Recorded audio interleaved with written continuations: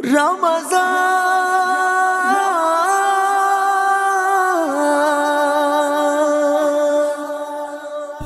رمضان المبارک میں بزرگان دین رحمت اللہ تعالی علیہم دیگر عبادات کے ساتھ قرآن پاک کی تلاوت کا خاص اہتمام فرماتے تھے۔ امام اعظم ابو حنیفہ رحمت اللہ تعالی علیہ رمضان المبارک اور عید الفطر میں 62 قرآن پاک ختم فرمایا کرتے تھے، ایک دن میں، ایک رات میں، ایک پورے ماہ تراویح میں اور ایک عید کے دن۔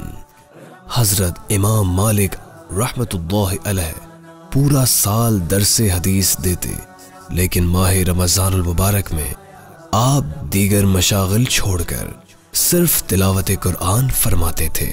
حضرت امام شافعی رحمت اللہ علیہ رمضان المبارک کے مہینے میں نوافل میں 60 بار قرآن کریم ختم فرمایا کرتے تھے۔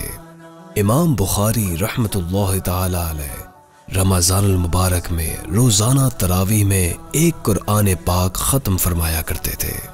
امام نخعی اور حضرت قتادہ رحمت اللہ علیہما پورے رمضان میں ہر 3 دن میں ایک قرآن کریم ختم فرماتے تھے اور آخری عشرے کی ہر رات میں ایک قرآن پاک ختم فرمایا کرتے تھے۔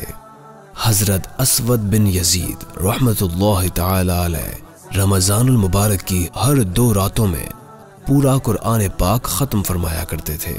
اللہ پاک کی رضا حاصل کرنے اور حصول ثواب کی نیت سے بزرگان دین کی سیرت مبارکہ پر عمل کرتے ہوئے ماہ رمضان المبارک میں کثرت سے قرآن پاک کی تلاوت کرنے کا اہتمام کریں۔